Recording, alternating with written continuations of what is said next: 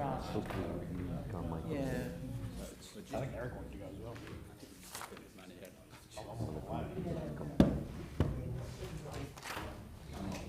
Managed till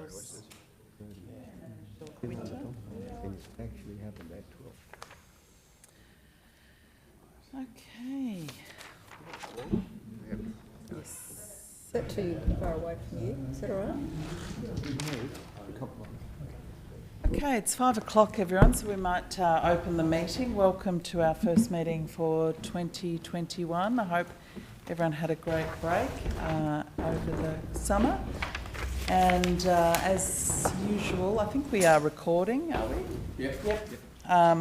So we are recording audio and video of the meeting. It is being live streamed and is available on the City of Hobart YouTube channel. So just as usual, the purposes of recording, I'll just announce you before you speak. And we have everyone present, except we do have a request for leave of absence from Alderman Peter Sexton. Request. It's an apology at the moment. We'll deal with the leave of absence. Oh, okay. Here's an apology for tonight. Right, no worries. There's no other apologies, so we'll now move on to acknowledgement of country. So in recognition of the deep history and culture of this place, I wish to acknowledge the traditional custodians of the land upon which the City of Hobart was built. I'd like to acknowledge the determination and resilience of the Palawa people of Tasmania, who have survived invasion and dispossession and continue to maintain their identity, culture and rights. The confirmation of the minutes of our last meeting, which was the 17th of December, moved by Alderman Briscoe, seconded by Deputy Lord Mayor. Is there anyone who would like to oppose those minutes?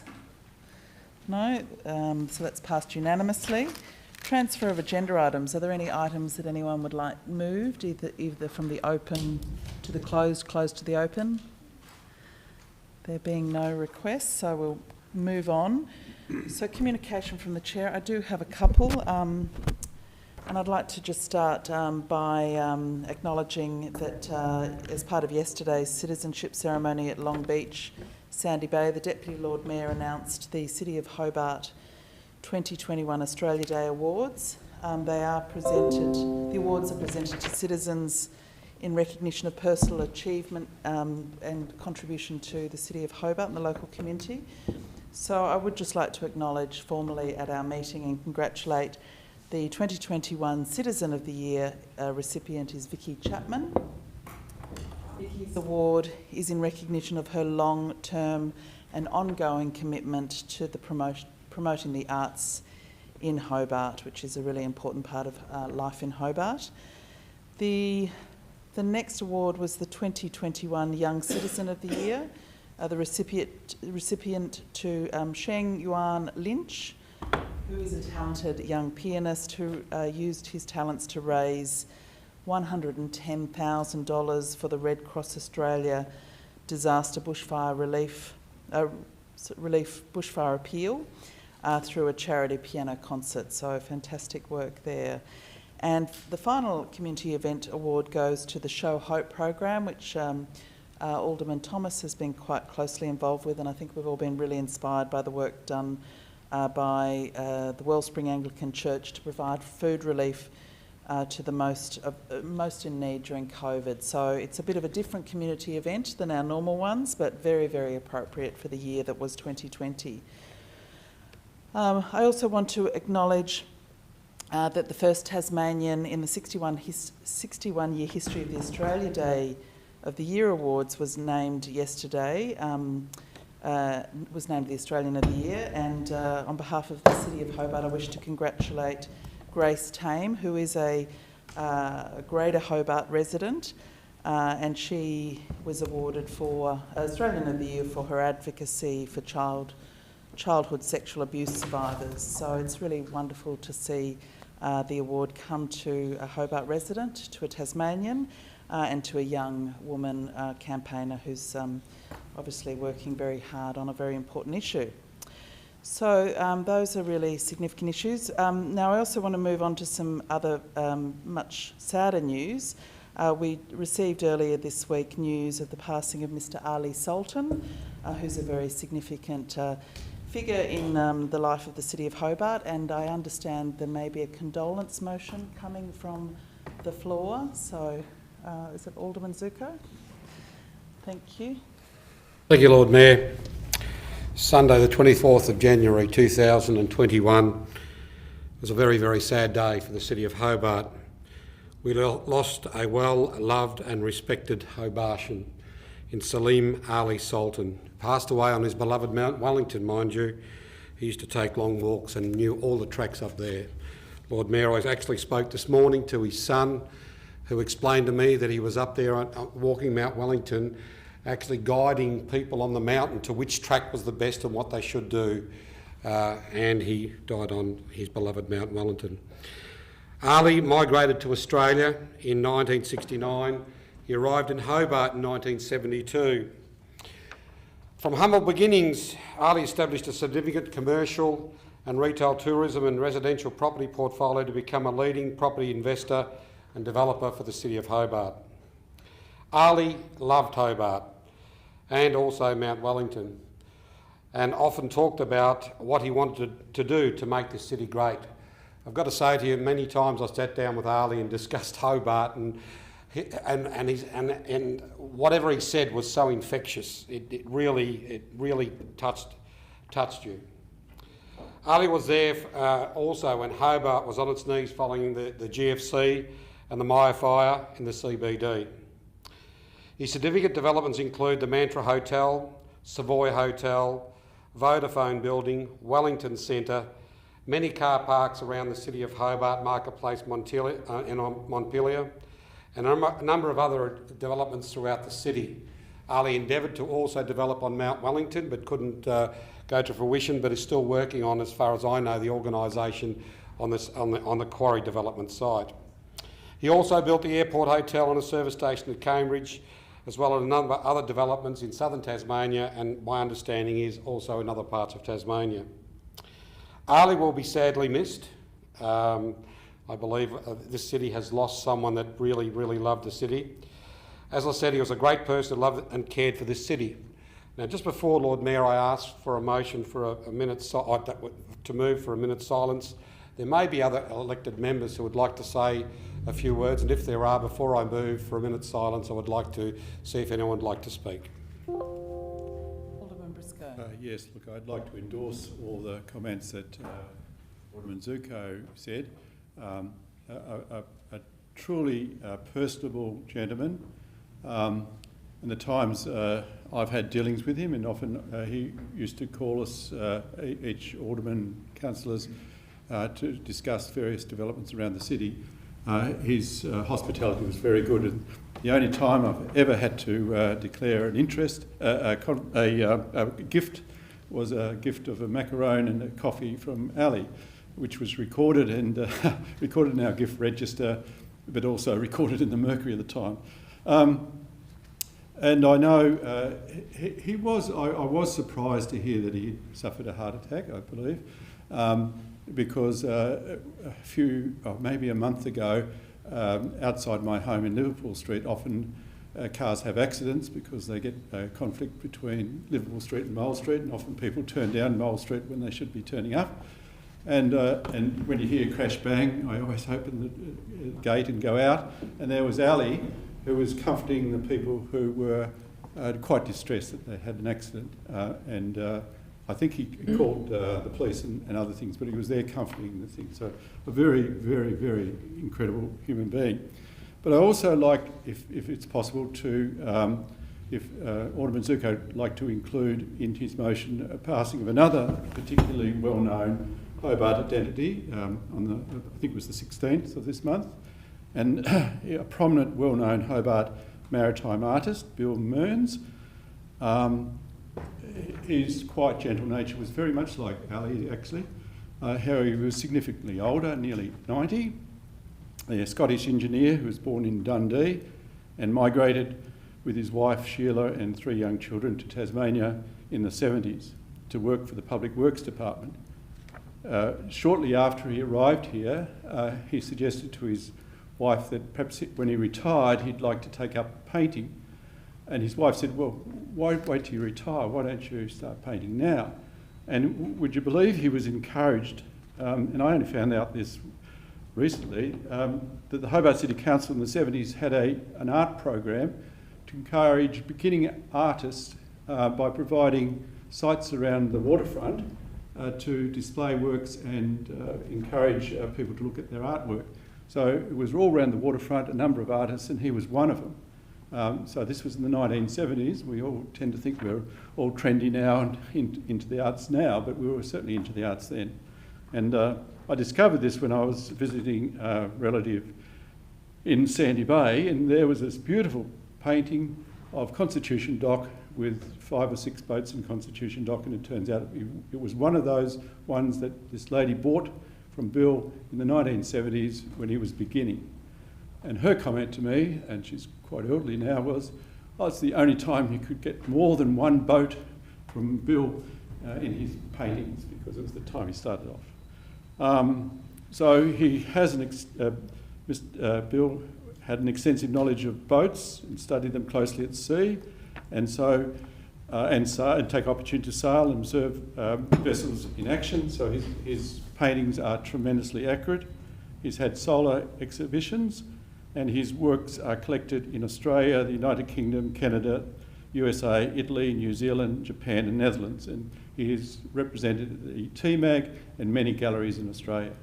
So he is a significant artist, and his passing, it's probably in a different way he significantly portrayed Hobart in artwork, whilst Ali Sultan started building Hobart and contributed as a businessman, but both gentlemen contributed significantly to Hobart. Alderman Briscoe. Alderman Thomas. Thanks, Lord Mayor. Ladies and gentlemen, it takes a whole community to create a livable city with services for everyone. But it takes an individual who is selfless, has both a passion, a vision and ideals, and one that has a certain presence. And in those years that Ali Sultan and the Sultan Holdings operated under his leadership, it was the darkness period for development in Hobart. And as Alderman Zuko said at the front end, we had the burnt out Myer building, and we probably had general managers and rats might have been festering in there. The place was totally and utterly a development turn-off. Investors would not invest in our city, and investment creates jobs. Investment creates a certain sense of services, and we weren't going to be able to rely on the state government or the federal government anymore to save the city in terms of its CBD infrastructure in particular. Ali Sultan quite often used to say, I love this city. I love this city. And you think, gee, I hope I love it as much as this guy, because he's prepared to do something about it. He actually saw what Hobart could become. There were just a very small number of people, 3 or 4 people, who were prepared to risk their own money, Lord Mayor, because they wouldn't have got finance in a month of Sundays. He saw jobs. He saw what services could make our city great. And I was walking the other day, in fact I did a television interview, and they said, where would you like to do it? And I said, I'd like to do it outside the coffee shop where the macaroon you ate, outside the coffee shop in the Wellington Centre. That place was buzzing on a Sunday. Years ago there was nothing there. There's a Woolworths supermarket there, and anyone who has to deal with a big corporation to negotiate a lease for as many years as Woolworths is committed, and see Hobartians who are living in the city, as we encourage in the city living, to actually utilise services and facilities. That's what this man did. And his passing will be, as I think I said on radio, not many people will remember the name Ali Sultan, but every day they will be touched by the benefits that this man and his vision created for this city. So I absolutely endorse the motion that's about to be put. Lord Mayor, I might give a little story about Ali as well. Councillor Harvey.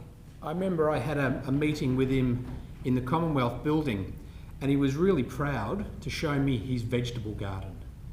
So up on the top of the Commonwealth building, on the floor where his offices are, if you look out the windows, he's got these apple crates and things, which are full of his tomatoes and various other vegetables. And that's an example of how down-to-earth Ali was. And I've also seen him doing other things, work for himself, that you would expect he could get someone else to do. I've seen Ali carrying things around, loading things, and you know, demonstrating what a down-to-earth sort of character he was. So I had a lot of respect for him because of his down-to-earth approach to things and his approachability. So we'll miss Ali. Alderman Brackus. Thank you, Lord Mayor. Look, I didn't know Mr Sultan quite as long or as closely as some of the more experienced, our more experienced colleagues in the room, but I think, you know, for every minute that you did speak to Mr Sultan, you saw him as a person that had a really deep love for this city. And he was one of those few people that, as Alderman Thomas said, you know, was willing to risk it and willing to invest and build in Hobart when few people were willing to risk it. You know, in a darker time in Hobart's development history. But he was willing to risk it, and he will be remembered for that. But I think also, and just as importantly, he'll be remembered for his contribution to the community, and especially to the multicultural community. I think whether you were Greek or Italian or Lebanese or Syrian, he had a close connection with all of the community. He helped many members of the community.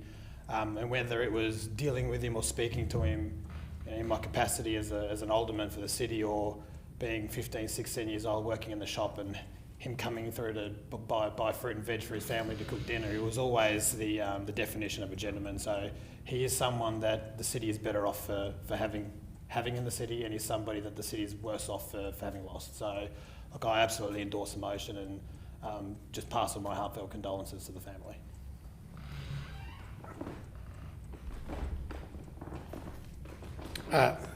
Yes, thank you, Lord Mayor. And just before I get to the next point, I just wanted to just make a point of what was said to me today at the funeral. There was a number of people, you know, hoping and waiting for, not sort of hoping and waiting, but, you know, eventually waiting for Ali to pass on from the board. That's a bad word. Pass on from the board, and they could just envisage Ali going back to where he started in a car park, probably stamping people out of the car park when he sort of, that would have been his retirement.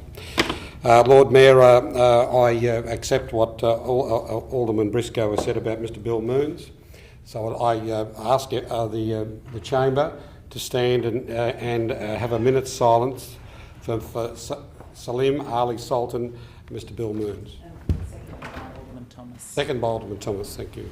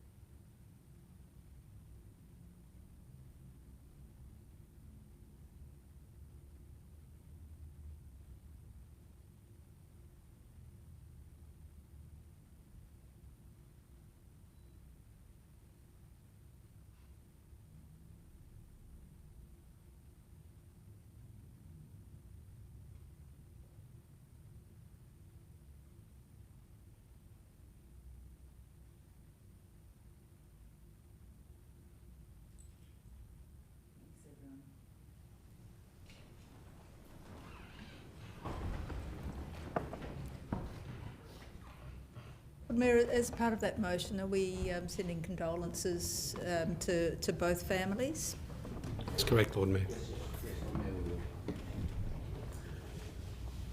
Okay, we're moving on now to item number 4, which is notification of council workshops, but there have not been any. Item 5 is public question time, and I don't think there are any, and no petitions, General Manager, no. Supplementary items, nope. Okay, item 8 is indications of pecuniary and conflicts of interest. Do any elected members wish to indicate an interest in any item appearing on the open council agenda? No? Okay, we'll move on now to the City Planning Committee. We are now acting as a planning authority, and I'll hand over to Deputy Lord Mayor to introduce these items. Thank you, Lord Mayor. Item 9.1 is 109 to 113 Liverpool Street, Hobart signage. I move the recommendation for refusal in relation to this signage. Seconded by Councillor Harvey. Lord Mayor, this application is from the, ironically, the Commonwealth Bank at this site in Liverpool Street. It's an illuminated sign above the awnings, and it's a vertical projecting wall sign. The item, so the building is at the corner of Mathers Lane and Liverpool Street. It's that building that is there. And this was also refused by the Tasmanian Heritage Council, so in effect we do have to refuse it anyway. There were no representations, but the reasons for refusal were based on heritage. Any discussion? Okay, I'll put that. All those in favour say aye. Aye. Against say no. Carried unanimously. Item 9.2. Lord Mayor, this is a planning scheme amendment for 321 to 323A to 325 Elizabeth Street and 16A Lefroy Street. So I'll move as per the recommendation. Seconded by Alderman Barakis. Lord Mayor, this amendment proposes the rezoning of part of 321 to 323A and 325 Elizabeth Street for inner residential from inner residential to new zoning of general business. The sites are currently split zoned, and the amendment application proposes that these entire titles be zoned general business. You might recall, Lord Mayor, that this was this is the site of potential use for car parking, effectively an extension of Lefroy Street car parking, or the council's car parking, but on private land and across the Providence rivulet. And there was some thought that we might be able to do a general rezoning, but essentially the advice that we got back from JMG engineers and planners was to do this specific zoning so that this discretionary vehicle parking could occur in this area. So it's really probably the easier of the proposals or suggestions that we had. So it was, I think it was endorsed unanimously at committee a couple of Mondays ago. So I'll move that as per the recommendation before us. So it would go out for public exhibition. Yep. Any discussion? There being no discussion, I'll put that. All those in favour say aye. Against say no. Carried unanimously. Item 10 is the Southern Tasmanian Regional Land Use Strategy. Deputy Lord Mayor. Yes, I'll move the item that's on the council agenda, Lord Mayor. Councillor Sherlock. Lord Mayor, the Southern Tasmanian Regional Land Use Strategy roadmap is something that the Minister for Planning has put out, and the roadmap is a step in the direction of actually reviewing the land use strategy. However, what this is looking at is the urban growth boundary, and this discussion was quite in depth at committee. The full review of the regional land use strategy would be in 2022, but in the interim there would be a proposed more flexibility to make the urban growth boundary easier rather than hard and fast in some particular areas. We did have, there are some suggestions in the letter that was attached to the agenda item from the officers, and I might note that the date on the letter is for the 25th of January 2020, and I think that should be for today's date and 2021, so 27th of the 1st, 2021. So it's really, the intention should be that it is, and the discussion certainly was around just some minor deviations, so that the recommendation reflects that there is not a significant amount of like over flexibility of that boundary, and that the land banking isn't something that's undertaken as well, which is part of the letter. The discussion that we had at the committee was really, and I think your comments there, Lord Mayor, were quite relevant. That we'd take as the capital city and with the CBD at the centre of Greater Hobart that there could be a risk to council if this area of continual growth on the fringe of the city was occurring without the corresponding growth in public transport services. So I think we probably need to have that reflected in the letter, and I think that was the intent of the committee. And it because, you know, if we don't build that in, then there could be increases in congestion, loss of amenity and parking shortages.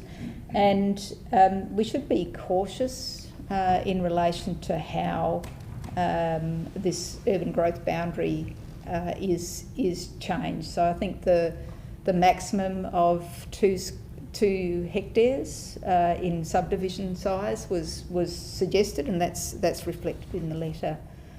So I think if that is reflected in the letter that goes out with those typographical changes as well, I think that really was the intent of the motion at committee, getting a nod from Alderman Briscoe. Further discussion? Okay, I'll put that. All those in favour say aye. Against say no. Carried unanimously. The item 11, monthly building statistics. Deputy Lord Mayor, did you want to move those? Yes. Move those, Lord Mayor. Seconded by Councillor Harvey.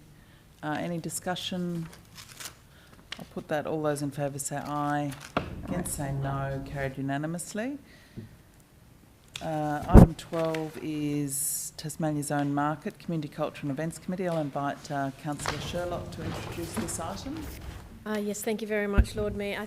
To my understanding, we were all present at that special committee meeting, so I won't give a long overview, but just to put the recommendation, which is that Council delegate to the General Manager the authority to set the stallholder fees, and number 2, that Tasmania's Own Market stallholder fees be set between the following ranges of 60 and 70 for a single site, 90 and 100 for a double site, and $10 for the power charge.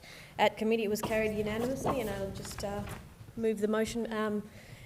Sorry, I'll just add one more point, sorry, Lord Mayor, is that I would like to also echo the sentiments that were made by Councillor Harvey at the committee meeting, which is to thank the staff and also the volunteers. They do an outstanding job. The level of what they have to do at the moment down at the market has increased, and I really commend them on what they do. Thank you.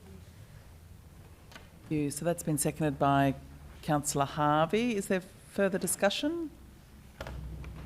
No further discussion. I'll put that. All those in favour say aye.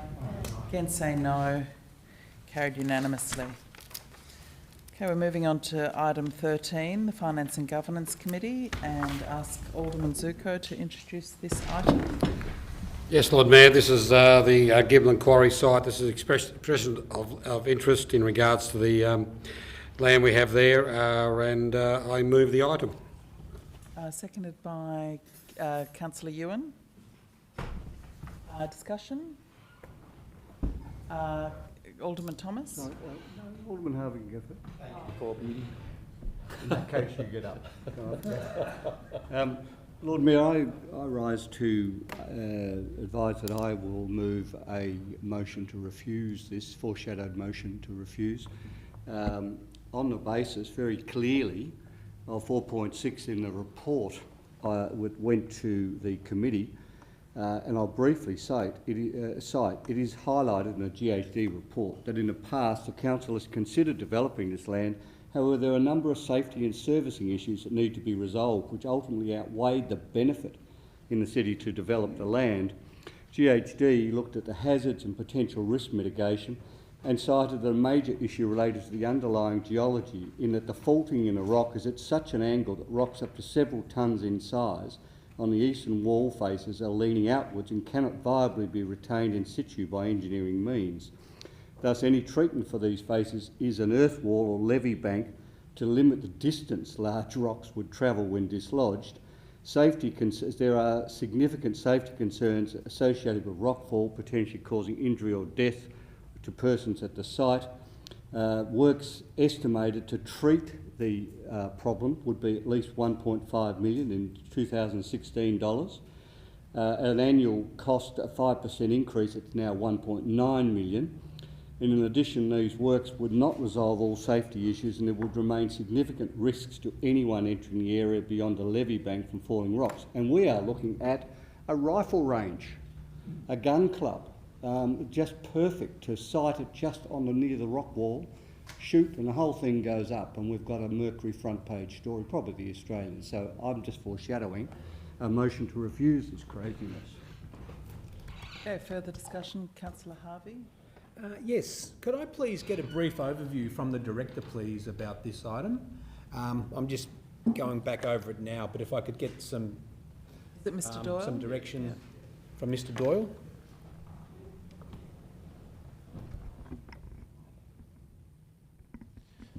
Lord Mayor, the item, as Alderman Thomas suggested, was presented to the Finance and Governance meeting of the 19th of January. Essentially, the Gibbons Tweed quarry is council-owned. There's been an assessment of the council's needs in respect to the land, and it's been identified that there are 3 areas. As you enter the quarry, the first area has been identified as of use for the city and to be retained by the city for storage and other operational purposes.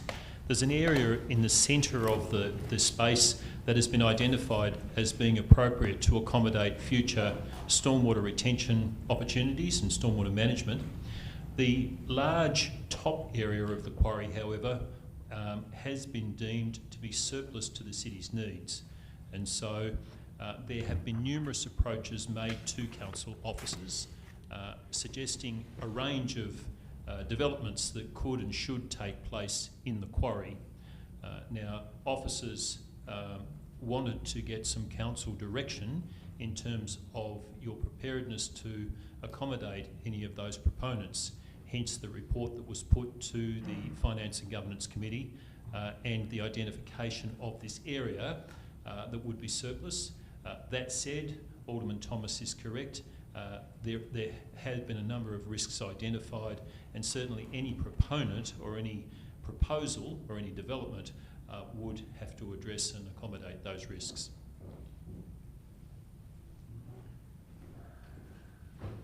Sorry, Mr Doyle, did you give us a clear recommendation in your report, or you just left it open? No, Lord Mayor, given the assessment that had been undertaken by officers in terms of the future need of the city of the land and the numerous approaches to us, the recommendation was that we should run an expression of interest process so as we could work out who were serious proponents. But the resolution or the recommendation that was put forward to Finance and Governance, the one in fact moved by the Chairman, does include the need for proponents to address the risks that have been identified. Okay, further discussion? Well, just to finish this point, so we've got an alternative motion to take it off the books for expressions of interest. Could I just get Alderman Thomas to elaborate a bit more on that? Is it because of the impost, it would be on any organisation that did get a lease for the site, but that would be their choice. If you could just clarify if I could for me. respond to that question.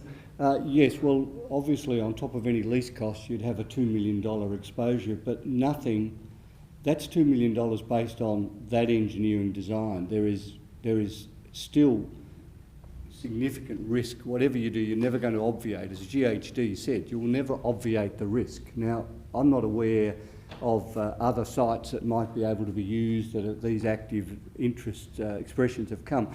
But as the director says, we didn't put it out, it's just people coming to us. And you know, on an EOI basis, it creates an impression that we're going to do something. And I think let's be realistic, Lord Mayor, and to say this is crazy in terms of the risks that are still there. And as a lawyer, I think you'd have a field day because we know the risks now before we play with this thing.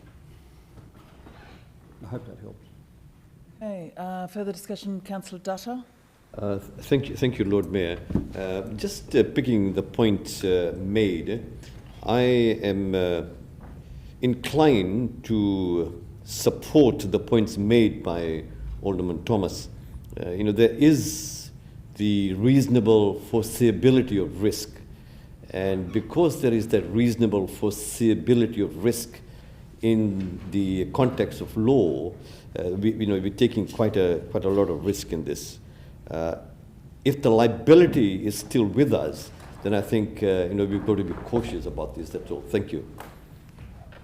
Alderman Briscoe. Thank you, Lord Mayor. Look, my only comment, I endorse the comments made by Alderman Thomas and so on, that it's so close to a residential area. I'm sure if someone proposed in a rifle range in Lena Valley, you could just imagine the uproar that would be right beside a residential area. So apart from the legal liability, which I think is great, as explained by Alderman Thomas and confirmed by our learned gentleman, Dutta, that I think the residential amenity of the suburb would be affected. Alderman Zucker. Mayor, I just move the item. Look, I'm sorry, all due respects to our esteemed legal team in this chamber, but I don't think we really understand what we're actually doing here. We're putting out an expression of interest. We are not in any way, shape or form doing anything other than doing so. Whether it's going to be a rifle club or a boat ramp, which we can never build here anyway, or whether it's going to be my new restaurant, it's absolutely totally irrelevant when you're putting out expressions of interest. Because if you read part 3, it's very, very clear.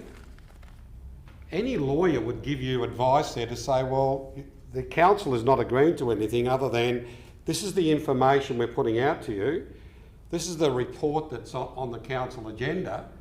Is there anyone interested in doing anything there? And if there is so, provide us what your interests are. And then you go down the track. Now, in any business, whether I open up a restaurant in Sandy Bay or on a punt or something like that, there are risks that you've got to overcome. And those risks need to be overcome. But at this point in time, we're nowhere near that because we don't even know if there's anyone interested in doing something there. And in particular, when they put forward their expression of interest, they will read that this is a problem, X is a problem, Y is a problem. And I have no doubt that whether it's this general manager or the next general manager, they'll be sitting there going, okay, how are you going to overcome the rock that's sitting on the edge of the property? And no doubt any business person or any person that goes there and wants to develop the site will have an insurance issue to deal with as well. So I'm sorry, I respect our esteemed legal colleagues in the chamber, but I think you're just jumping the gun because at this point in time we're not making any deals with anybody. We're just asking anyone if they're interested. And I think if the concerns need to come into play when there's a lease drawn up between the Hobart City Council and any proponent, that is when the legal aspects come into play in here. Now, General Manager, I'm going to go through the Lord Mayor to you.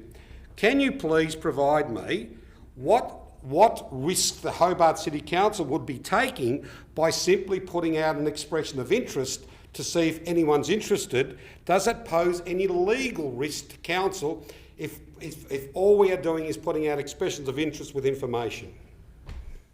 Through you, Lord Mayor, I could give a long answer. I'll give a short one. The short answer to your question is no, I do not see any legal risk at all associated with the LY process. And I'm sorry, I don't want to attack anything, but our esteemed General Manager is also a lawyer. Thank you. You've got to practice it today. Thank you very much, Lord Mayor. I won't be long, but I suppose the lawyer will always also tell you before you enter into any lease that it's important that you look at the terms of the lease. So now we have to ask ourselves, is there a lease? And obviously the answer is no, there isn't. This is an expression of interest. If we have a look at the recommendation that was put forward at the committee, especially at point 3, and we look through point number 1, 2, 3, 4 and 5, you can go through that, and if you are a person who has potential interest in this, you will have to fulfil all of those requirements, and you will also have to understand all of those requirements that have been pointed out in the recommendation. So I completely agree. This is just an expression of interest, and I'm really not convinced as to why I would disagree with putting forward an expression of interest. Thank you very much.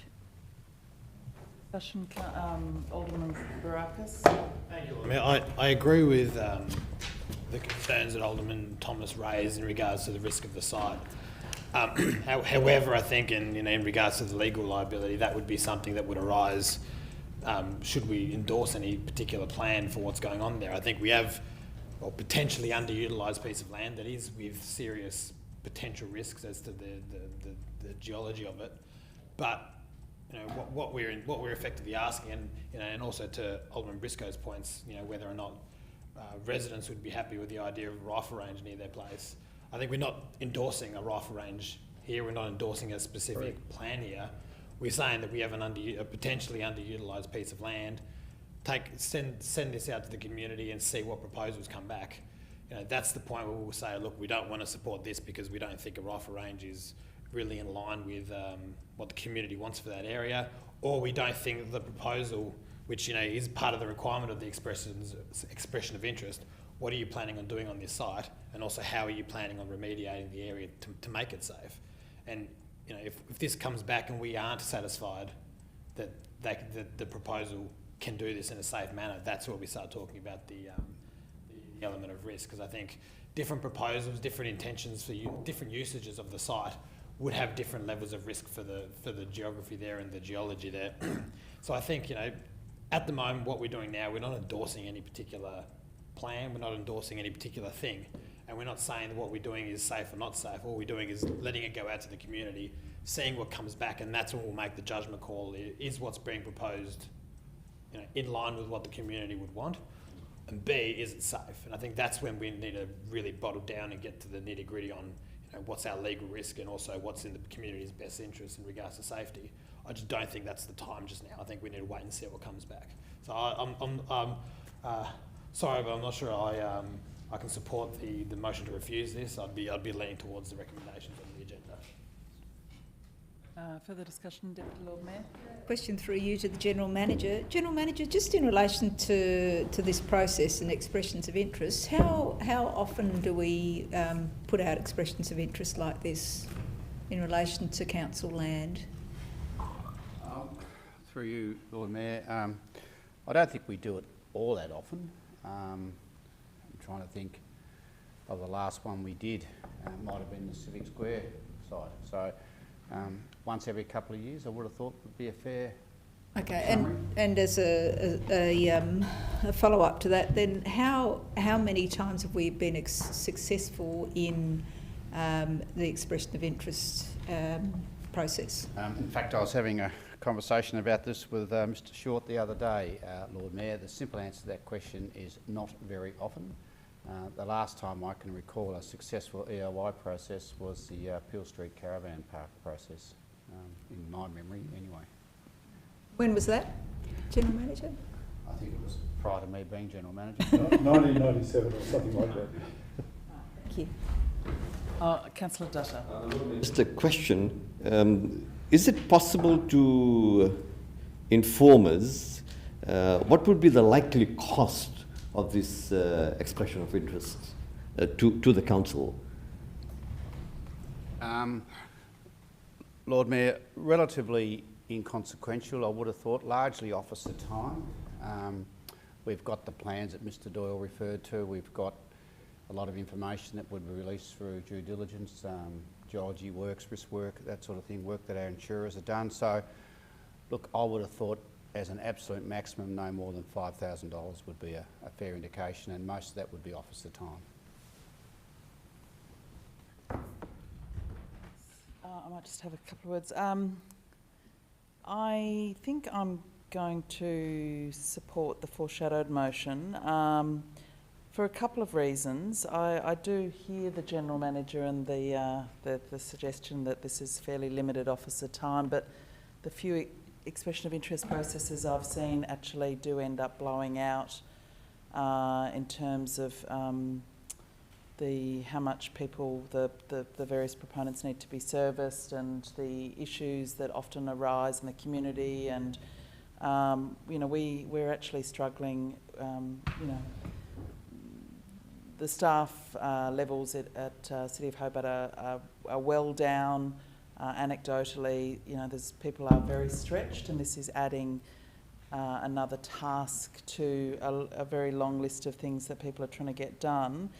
And I just don't think we should prioritise probably one of our worst bits of land to put time into it. I would rather we consider this bit of land holistically when we look at our assets review, which I understand we are actually doing an in-depth piece of work. We've got KPMG that will be doing some work. We'll be having a workshop or two. And I think with all of our assets at the moment, we probably just need to work out, well, where's the top priority in terms of best utilisation of officer time for running EOIs, and you know, our most risky bit of land may not be the best place for officer time to contribute. So for the risks involved and just thinking about where we prioritise our time, I think I'm going to support Alderman Thomas's foreshadowed motion. Thank you. Alderman Zucker, did you want to sum up at all? No, Lord Mayor. Okay, I'll put the motion that's on the books, which is the proposal to proceed. All those in favour say aye. Aye. Let's say no. Show of hands, all those in favour. Alderman Zuko, Councillor Harvey, Councillor Sherlock, Councillor Coates, Alderman Baracus. Against? Councillor Dutta, Councillor Ewan, Alderman Thomas, Alderman Briscoe, the Deputy Lord Mayor and the Lord Mayor. So it's lost, Lord Mayor, 5 votes to 6. Okay, Alderman Thomas, have you got an alternative motion? I do have, Lord Mayor, and it's able to be put up on the screen by Mr Garth.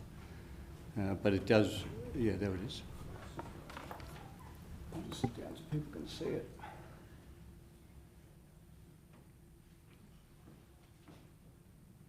If you wouldn't mind reading it out, Alderman Thomas, just for the tape. So motion reads that 1, due to the risks identified in relation to the structural integrity of the Gibbon Street quarry walls, the property remain undeveloped and expressions of interest not be sought for the lease of the upper quarry area at 3B Gibbon Street, Lena Valley. Number 2, advice of council's decision be relayed to proponents who have an interest in developing the property. Lord Mayor, I'll need a second and I'll speak very briefly to that. Seconded by Councillor Dutta. Thank you, Councillor Dutta. I think there is an expectation when council calls for an expression of interest. The first thing that people would normally think is that council's seriously going to consider, and I appreciate we would consider any proposal coming forward, but the attendant problems with this particular property, and I've not in the 10 years I've been here, ever denied in positive terms something going ahead. But this wasn't created by council officers. This was created purely out of interest coming and the officers wishing to get an opinion from the council. So we did not create this by way of a resolution to council to do it. In fact, we actually spent a lot of money looking at whether we should do something and decided as an expert group of officers not to proceed. So that's why the motion is in this form. Okay, I'll put that motion. All those in favour say aye. Aye. Against say no. Show of hands. All those in favour? Councillor Dutta, Councillor Ewan, Alderman Thomas, Alderman Briscoe, the Deputy Lord Mayor and the Lord Mayor. Against? Alderman Zuko, Councillor Harvey, Councillor Sherlock, Councillor Coates and Alderman Barakis. That's carried, Lord Mayor, 6 votes to 5. Moving on now to item 14, which is Parks and Recreation Committee. Alderman Briscoe, would you like to move your motion? Thank you, Lord Mayor. I move the motion that was on the books, and everyone's got a copy of it. Is on the books now. Everyone's got a copy of it in front of them. Yeah, seconded by Councillor Ewan. Thank you, Lord Mayor. This is good news. The council was successful in achieving a grant of nearly $1.9 million, $1.89 million from the federal government under the Local Roads and Community Infrastructure Program. Now, I think almost everyone was present at many were present at the meeting we had prior to council meeting, so I won't go too much into detail. But the two parts of the motion is that we do need to change the extension of the inner city cycleway due to decisions made by Macquarie Point of not to build their permanent cycleway and maybe up to, as the director told us at the meeting, for maybe two years. So there is the first part of the motion changes the decision of council, and allocate the funds which we gained in the first round. I think it was around about $685,000, so that we would join the inner city cycleway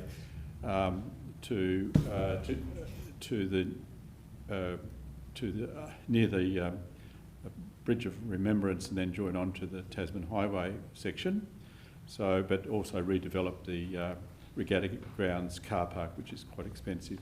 This is not to say that the city won't be continuing the inner city cycleway through the Macquarie Point site, but it has to be deferred. There's no use spending all this money and it can't be used for 2 years. So it's far better, good decision. And the officers have recommended that we defer it and build this other section. And the second round that we were, the council officers were successful, and I'd like to congratulate them for this significant grant money.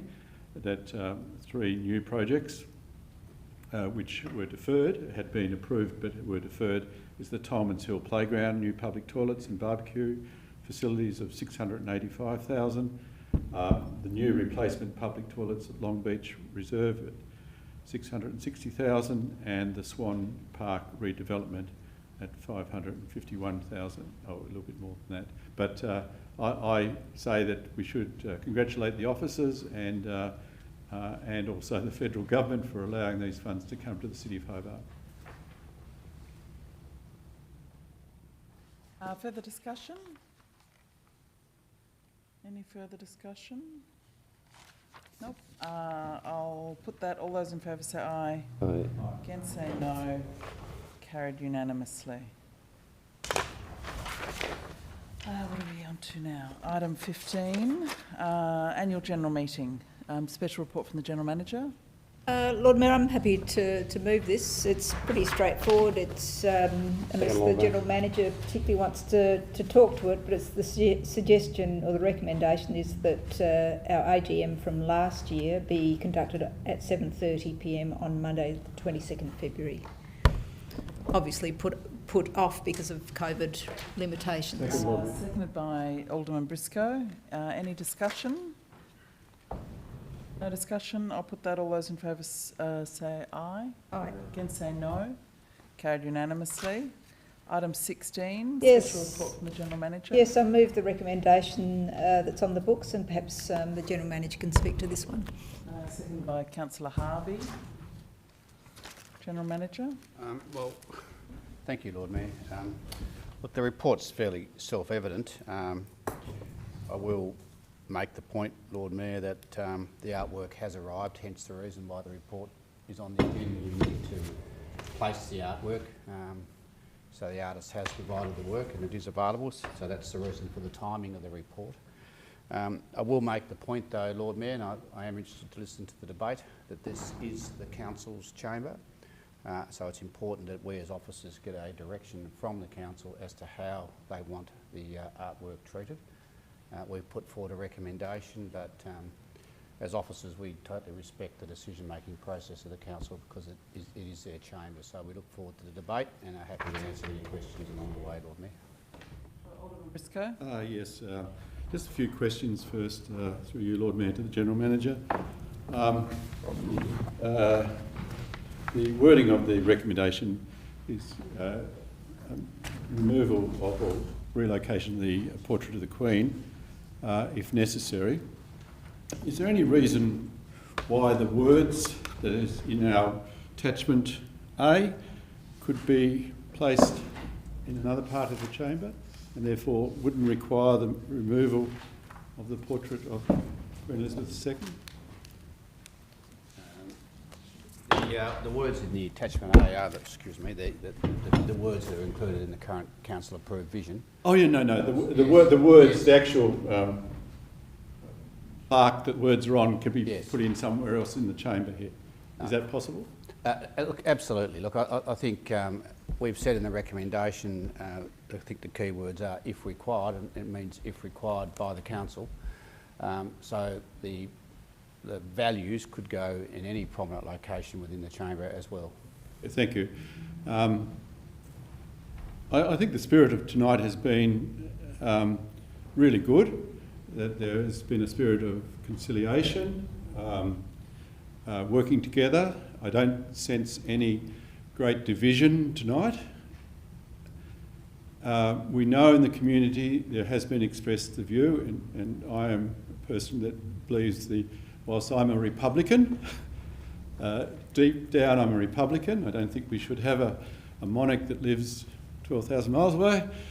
But however, she is our head of state. All laws come from her via the various apparatus of government.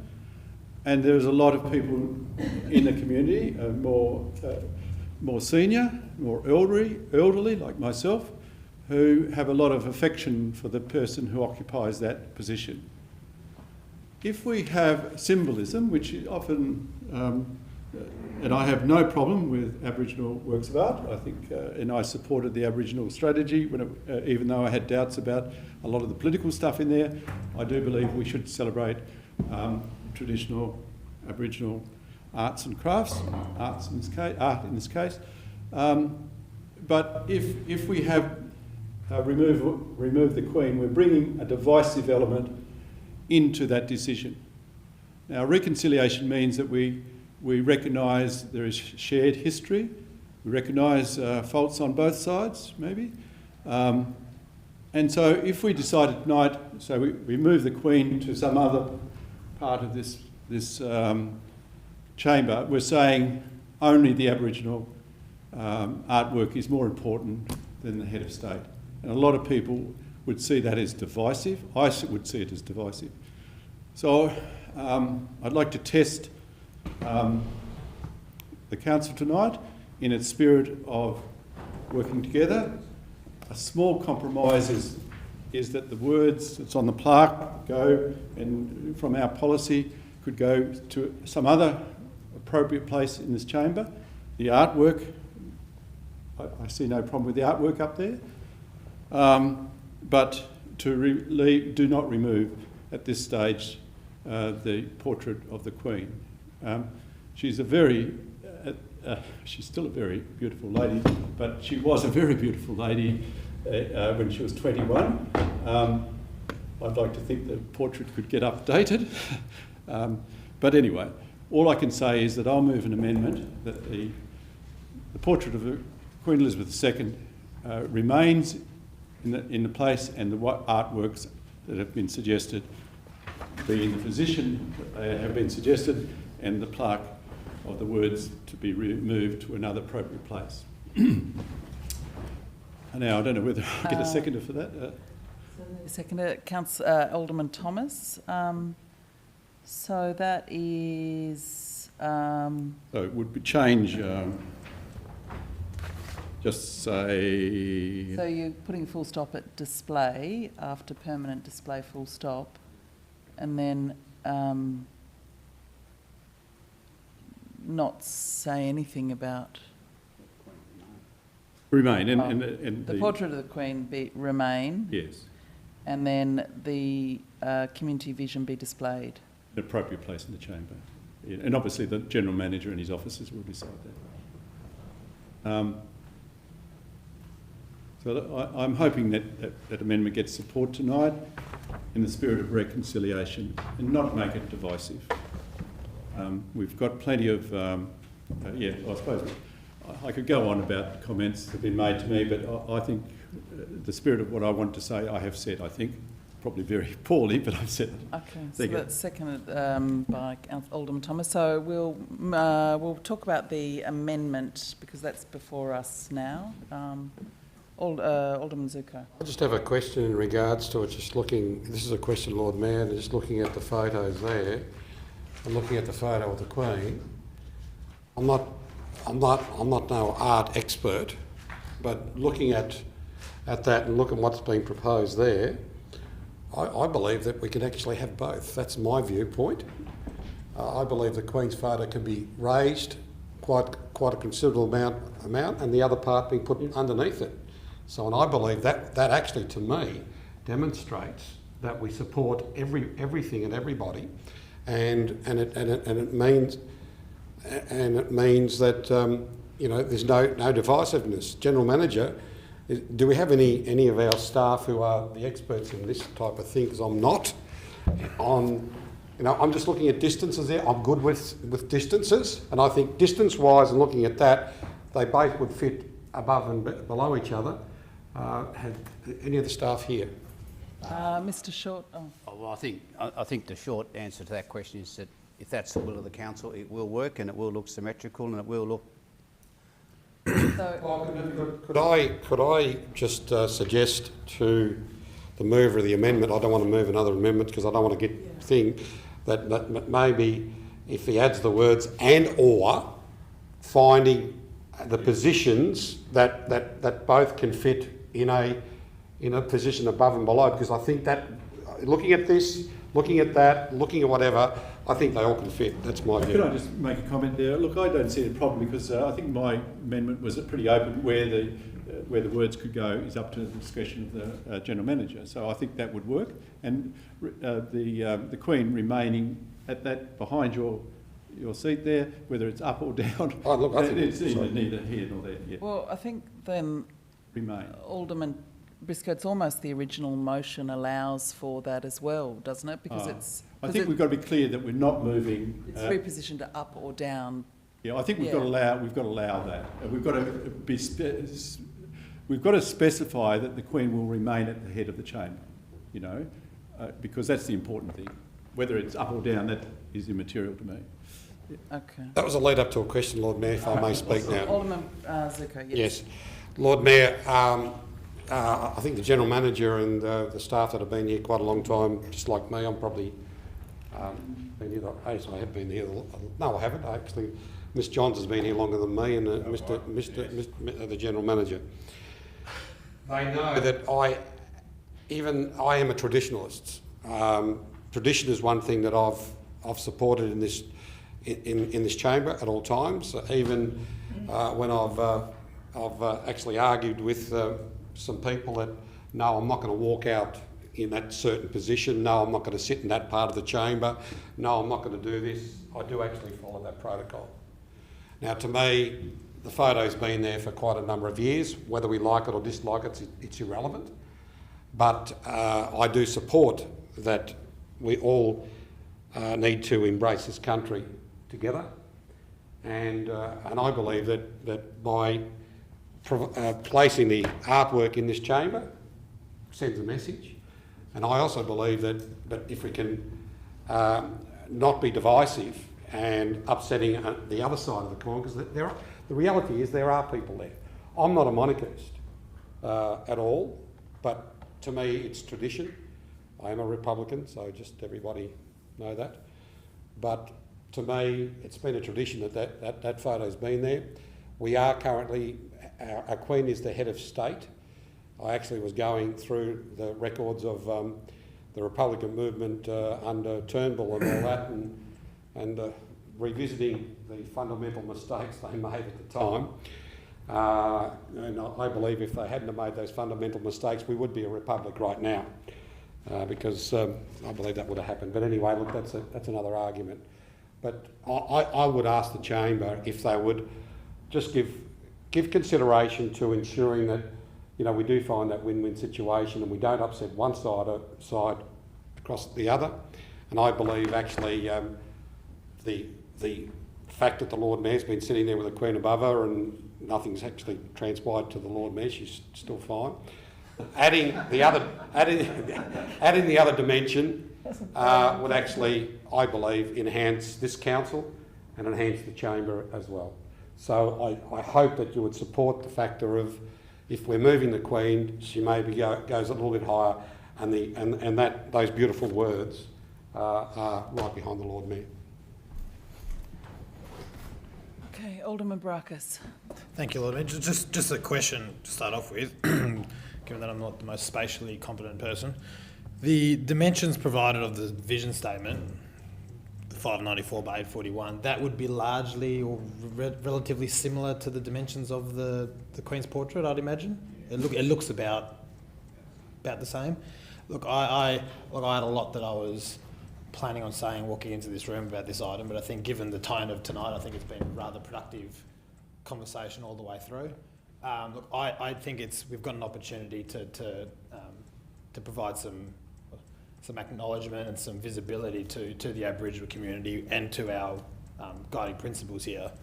But I think we can do it, and as has been said by a number of aldermen, we can do it in a way that is a win-win. And I think, you know, given the dimensions of what is a pretty large wall, there'd be no reason, as Alderman Zuko suggested, to raise the Queen's portrait up, put the placard or whatever we want to call it, the vision statement underneath, and I would expect that it all fit in there quite nicely. So I think, you know, we can have both. I think everybody can be happy in this scenario, and I think, you know, whilst it's great that we seeking to provide some extra acknowledgement and extra visibility to the Aboriginal community and as well to the council's guiding principles, we shouldn't be what would you call it, minimising other culture, other priorities that we have. I think, as has been said, you know, for better or worse, we are currently a constitutional monarchy, and, you know, all the authority that we have to govern in this chamber comes by virtue of the Crown via the various apparatuses. So look, I'd be supporting what's being proposed. I think just that little bit of clarity about ensuring that the portrait stays where it is, but I think everything else that's been proposed, I think even as has been suggested, for the most part, I think is great. So I think this is something that we can really come together as a council and have a bit of a win-win here. Can I ask a question, sorry? Just around the exact portrait, whether it's protocol to have something that is so old, like out of date, and whether we should, while we're doing Can I answer that? a more modern... Yeah. Lord Mayor, who are you directing your question to? I've just got some information. Oh, thank you, Lord Mayor. The Citizenship Award, Citizenship granting ceremony yesterday had a very appropriate portrait of the Queen, and perhaps the officers could tell us about that one. It was a nice coloured one. It was, the protocol is, when this chamber was first started, at Federation time, the Queen wasn't there, the Federal Parliament was there, and that picture is down near your office. Yeah. But I don't think there's anything wrong with updating the Queen's picture, personally. Further discussion, Councillor Harvey. Lord Mayor, I'm quite surprised by all the Republican monarchists in the room. There's no one. I'm not. I'm a Republican. I'm very happy to see the Queen in the room. I have no problem with that. I don't think sitting behind the Lord Mayor as part of tradition is the best process we should have going forward. I think it's time to start thinking a bit more in a different way, in a more modern way. I'm very happy to see the most important document that the council has, the Hobart City Vision, behind the chair. I think that's something that will will draw the attention of people in the room. So to have the Queen's portrait somewhere else, it's not being evicted. So the Queen's portrait is not being evicted, it's just being repositioned. So that's a great compromise for me. People have mentioned the word compromise. What they're saying with their version of compromise is the status quo, and we compromise the vision statement by putting that somewhere else. So that for me is the most important and most significant document that the council has that has relevance to every single person living in Hobart, unlike the portrait that hangs behind you at the moment. So I think the compromise is to actually move the portrait of the Queen. So I won't be supporting the amendment, and I'll be supporting the original recommendation from the officers that we have the vision statement there with Aboriginal artwork side by side, and we relocate the Queen's portrait to somewhere else in the room at the discretion of the General Manager. So I'm hoping that that's what gets the majority support today, because I think that is the compromise that we should be making, not leaving the status quo as it is. Point of clarification, Lord Mayor. Alderman Brackus. Just, my understanding was that the debate had progressed from moving the statement of principles elsewhere to having them both behind your chair. So just for clarification, I think the compromise is having them both in that prominent position rather than having either one elsewhere. Just so we're talking about the same thing. I understand that, but my preference, and I hope the majority of people's preferences, would be to just have the vision statement there, and wherever else in the room, the Queen, at the discretion of the General Manager, should be hung. Deputy Lord Mayor. Thanks, Lord Mayor. Yeah, it's an interesting discussion, and breaking from tradition is sometimes quite difficult, and I know it can be quite emotive talking about such things. When I walk into the Lady Osborne room, do you know what the first thing I see is? Lady Osborne? No. Or no, sorry, I'm in the wrong room. The Dame Mabel Miller room. The first thing that I see is the coat of arms. So when you walk into that room, on the other side is. On the other wall is the coat of arms, so that draws, your eye is drawn to that. So it is quite possible that wall behind Councillor Dutta is the most appropriate wall for this chamber for the Queen's portrait, so that it's something that we don't forget when we come into this chamber that the Queen is the head of state, whether you are for that or not. The idea of having the community vision behind the Lord Mayor, I think, is a really good one with this artwork, which does come to the heart of the Aboriginal commitment and action plan that we have as a council endorsed, and it's something it's a document that I refer to very often, and it's obviously part of this report. If the community vision is going there, I suggest that for people who have very poor vision, that it's actually bigger than is suggested, so you can read the statement at the back of the room, and perhaps the same size as the other. The suggested artworks, so that it can be read, and it is that it's the community statement. It's so important. That's something that really underlines what we're doing. So I'm suggesting that we stick with the original suggestion, that we don't have the Queen next to the Aboriginal artwork.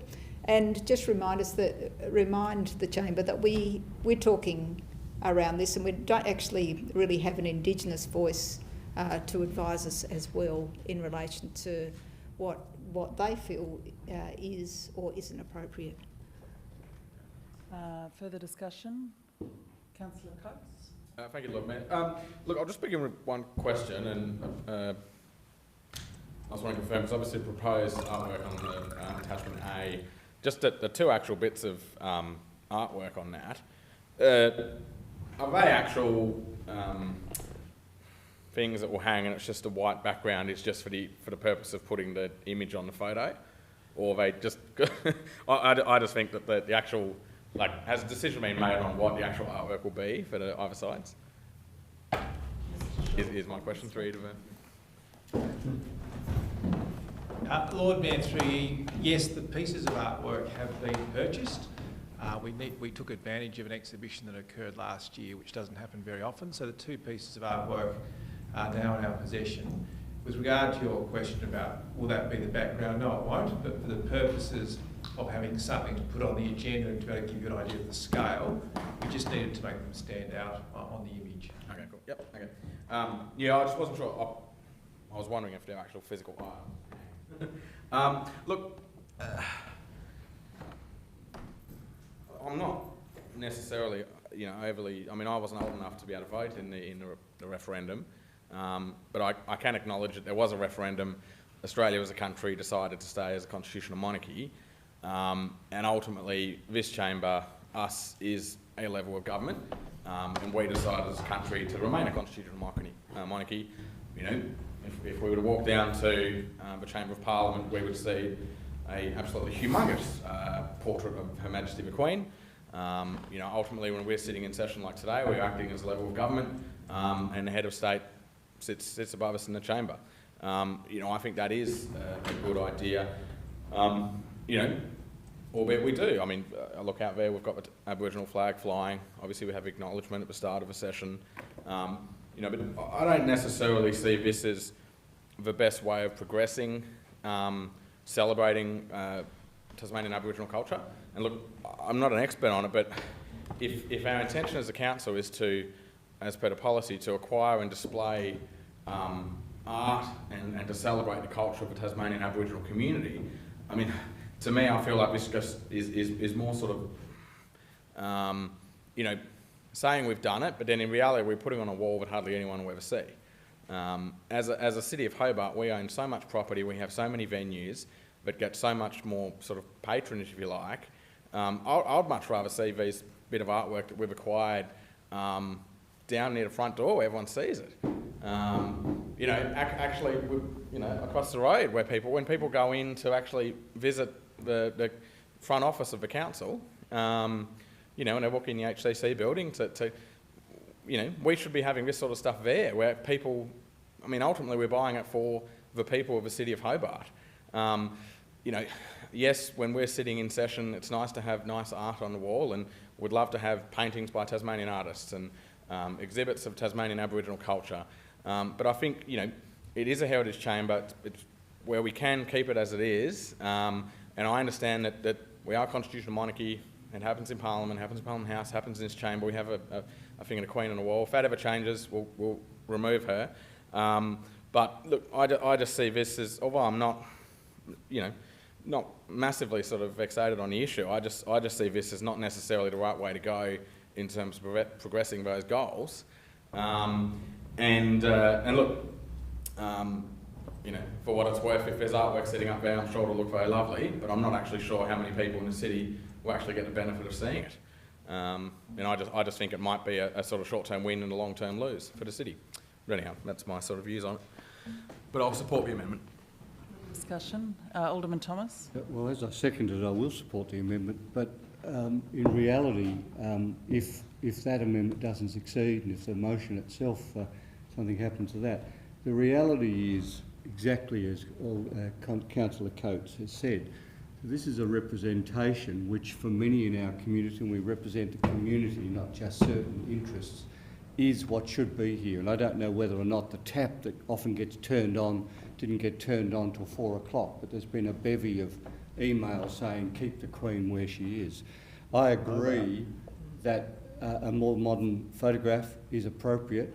I'd also have thought that, and it's too late now, but a situation in which we would have had the Queen as the head of state on one side and a significant Aboriginal personage on the other would actually have been a way on. So it could have been, it could have been the Queen on one side, above the lamp on the left, the Aboriginal personage, I think is really important to be on the right, and in the middle you could have had the vision statement.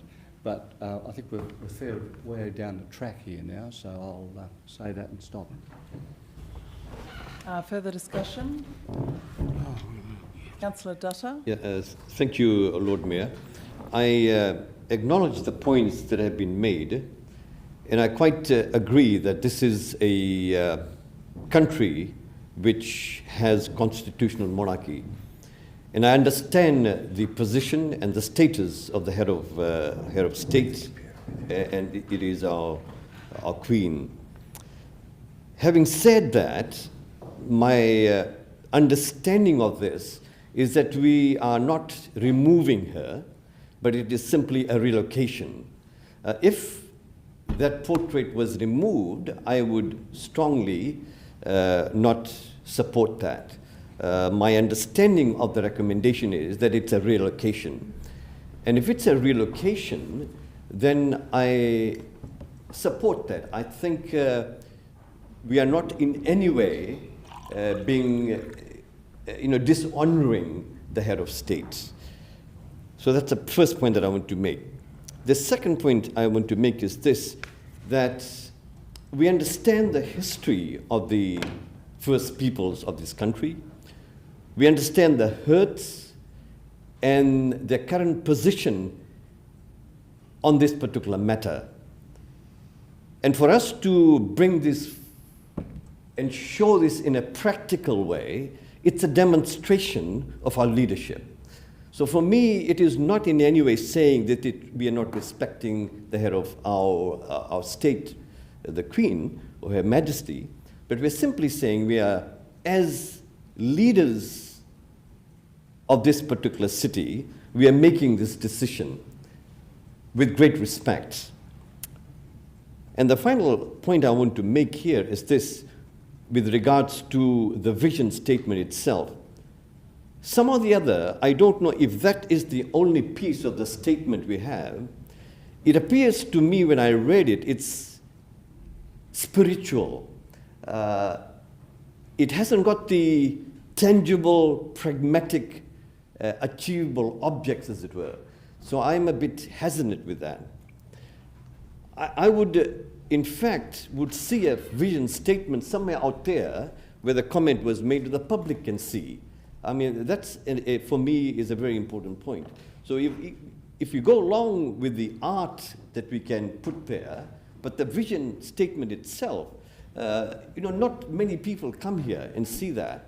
We know about it, we have read it, we know what it is. So therefore, my reluctance would be, should I support the vision statement there? And the wording, to me, when I read it, it was more as if I was reading a biblical passage with a spirituality and eschatological vision happening one day. So with those comments, I would support it, totally agreeing to the points made, but at the same time, that it is simply a relocation and we're not taking that portrait away from this chamber. Thank you. Okay, further discussion. This is on the amendment at this stage. Any further discussion on the amendment by Alderman Briscoe? Councillor Sherlock? Yeah, thank you very much, Lord Mayor. Look, I do appreciate all the points that have been made today, and I do understand the intention of them, and I do understand where they come from, and I'm not putting them down in any way because they're also valid in their own right. But I would like to add that as per the previous motion that we had, we went back and looked at what the recommendation said when we were talking about an expression of interest. So I think it's really important for us to do the same thing on this occasion as well, is to look at what the actual recommendation was, and it has already been pointed out by the General Manager as well, and that is that a reposition if required. And I think those words are really important, and at the risk of being accused of giving a sermon again on the English language, I think those two words are very important, if required. Perhaps it won't. Perhaps we won't need to move it at all, but as has already been stated before, if it goes up, if it goes down, that's a reposition, and that might be required. That's the definition of reposition. It moves from its current position. And then so not to allow it, in my opinion, yeah, it goes against what the recommendation is, because it would, of course, account for that if it needed to be moved up or down. And also with regards to changing the picture and updating it, that again is also perhaps could be defined as a reposition of the picture in totality. And finally, I think that I'm not really sure, but to my understanding from what was actually being stated in the chamber, that picture has not always been there. Is that correct? Mr. Short or Mr. Heath, do you know? It wasn't alive when this chamber started. Since I've been working for the council, which is 30 odd years it's been there, hasn't been changed, but I can't go beyond that. Yeah, okay, thank you very much. And so when we go back to understanding that we are, as has been outlined, a constitutional monarchy, I do understand that the significance of that, of why that's actually been there, and it's been there for a long time, has been stated. But I think, once again, if we go back to what the recommendation is if it goes up, it goes down, it's been repositioned, and that might actually be required. Thank you very much. Can I just clarify my amendment? Yep. Because my amendment, I think, allowed it for it to go up and down. It's behind the position I was thinking of. It could go up or down, but it remains behind you. It could go up and down. My amendment allows it to go up or down. And I don't think what the Councillor Sherlock just said is correct. My amendment allows it to go up and down. The position of it behind you is the important thing to remain. That's the intention of my amendment. Councillor Dutton. Lord Mayor, can I have that motion read to us? It appears that I took it wrongly, maybe. Don't remove the portrait of the Queen. I thought that was the term. So if I can...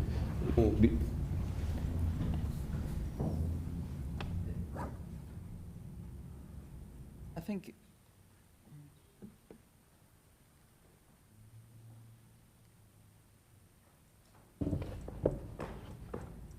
So from clause 1, we're removing the words and to reposition the portrait of the Queen in the council chamber if required. And then we're adding the words into clause 2, that the community vision statement be displayed in an appropriate place in the council chamber. I think, yeah, it's not picking up No, it's not picking up the two ideas. That all artworks are on this, positioned on this wall. Is that right? Yes, that's right, yeah. It's got to pick up the idea that the Queen stays behind you, but all other elements could be there as well. That's been suggested. Perhaps, Lord Mayor, without wishing to, maybe they need to be made explicit in the motion. So at the moment, the amendment itself after the word displayed in part 1, maybe we would benefit from the words being added that the portrait of the Queen remain behind the Lord Mayor, but relocated. Assist, Lord Mayor. Yeah. The artwork. Yes. Yeah, and the community vision. And the Community vision is important. Yes. Yeah. And is it also important to say that there's a new picture? Yes, an upgraded. Different picture, which may be slightly different size, maybe, I don't know, or colour. May I assist with the wording if you... I think the gentleman has Okay, done it. good. So, All right, Okay, there you go. Yes. What is the wording? so we'll get it read out again if that's all right. I'm sorry, it's my fault. Part 1 states the words after the display are removed. So the words and to reposition the portrait of the Queen in the council chamber if required are removed. And then we have the words the artwork and the values and the portrait of the Queen be appropriately located on the wall behind the Lord Mayor. Yep. and a updated portrait. Oh, and, sorry, Lord Mayor, yes. And or an updated portrait. Modern painting. That could go into your chamber, Lord Mayor. Just as a Oh, the Alderman's room. just a suggestion, would it be best to say the current official portrait for the Queen, just as a technicality? I'd rather have one done by John Kudelka. I think I'll make sure it's an appropriate portrait of the Queen. Really inappropriate. So the artwork, an updated portrait of the Queen and the community vision be positioned on the same wall Behind the Lord Mayor. behind the Lord Mayor. Okay. All right. So that is the motion. The amendment before us from Alderman Briscoe, seconded by Alderman Thomas. Would anyone else like to speak to the amendment? No one else speak to the amendment. Okay. I'll probably speak to it, I think. Yeah, look, I think I probably will support the amendment. There is a lot of wall space, and if this is the process of change that we can all agree to and we can get a unanimous motion, I think that would be a positive thing. I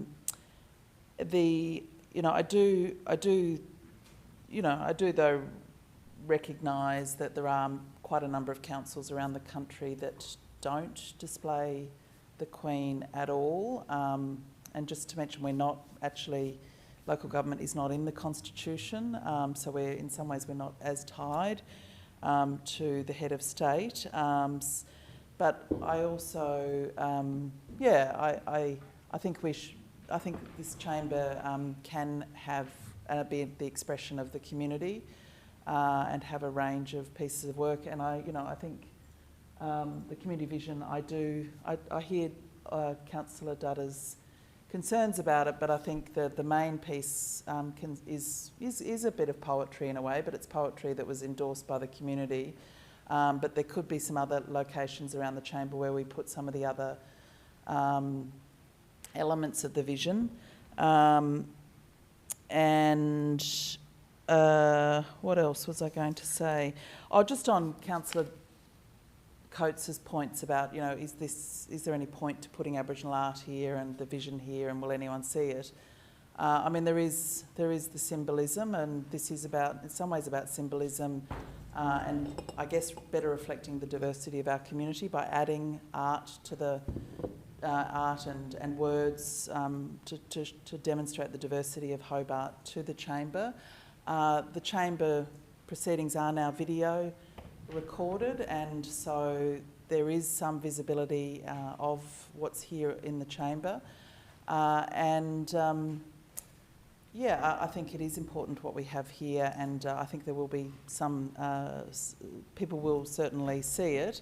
I also wanted to mention that I know Mr. Short and his team did manage to purchase a couple of other things at that exhibition, because it was a exhibition of emerging artists, and it was a very affordable place to purchase contemporary Aboriginal art works. And I think they actually do have a couple of other items that they were planning to place close to the town hall and at the entrance. So I think that box has been ticked, that this is part of our Aboriginal commitment plan to actually not just do one symbolic or two symbolic pieces, but to do several.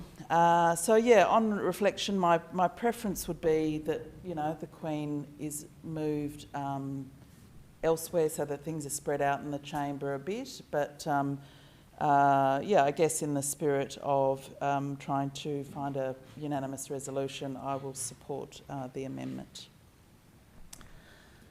Okay. Just, if I may ask a question, maybe through you, Lord Mayor, to Mr. Short, just in relation to my point about making this decision does he have any sort of idea of what the Aboriginal community might think of this decision? and whether it would be worthwhile talking with them in relation to before we do make this kind of decision. Mr. Short.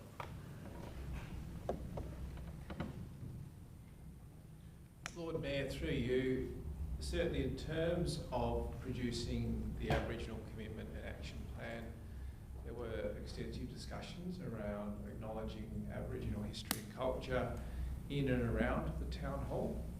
So we do feel there has been a discussion around the idea of displaying works.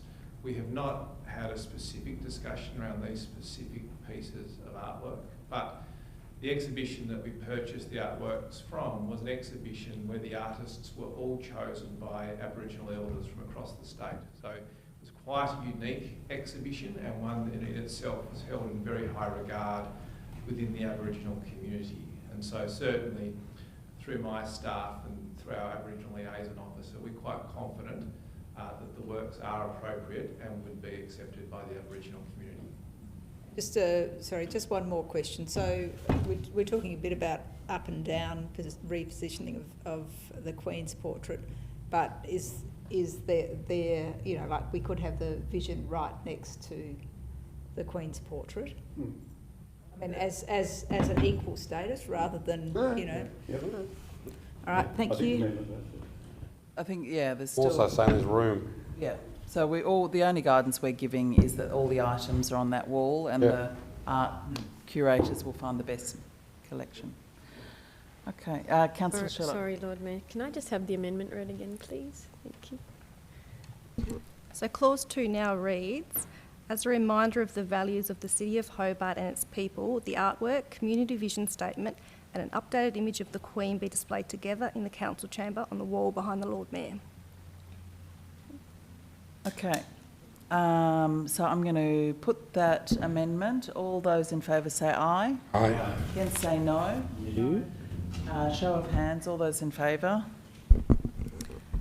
Alderman Zuko, Councillor Dutta, Councillor Sherlock, Councillor Coates, Alderman Barakis, Alderman Thomas, Alderman Briscoe and the Lord Mayor. Against. Councillor Harvey, Councillor Ewan and the Deputy. It's carried, Lord Mayor, 8 votes to 3. Okay, so that was the amendment. So this is now the substantive, yes. So the substantive is as amended. I'll put the, unless anyone else wants to say anything else, I'll put that. All those in favour say aye. Aye. Against say no. Show of hands.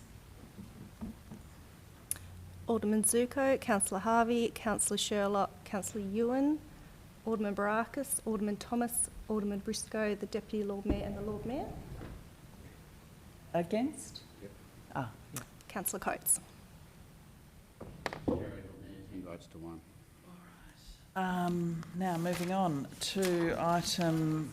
Sorry, I just didn't see Councillor Dutta vote on the substantive. Was he? I didn't see his hand up. Sorry, if you had your hand up and we. Councillor Dutta, do you want to read? I think Alderman Barakis also missed it. Sorry, do you want... just wanted to check. I'll vote twice. I recorded Alderman Barakis. I thought I recorded you as a yes. Do you want me to re-put it? Want to re-put it? I think so, yeah. Just substantive motion as amended. All those in favour say aye. Against, say no. Okay, show of hands. All those in favour. Alderman Zuko, Councillor Harvey, Councillor Dutta, Councillor Sherlock, Councillor Ewan, Alderman Barakis, Alderman Thomas, Alderman Briscoe, the Deputy Lord Mayor and the Lord Mayor. Against? No, that was like... Against? Against? Carried, Lord Mayor. 10 votes. 10 votes to 1. Okay. Move that we close this meeting, Lord Mayor. So I need a second to move into the closed. Seconded by Councillor Harvey. Move into the closed now. Thanks everyone. We are now closing the meeting and moving into the closed portion.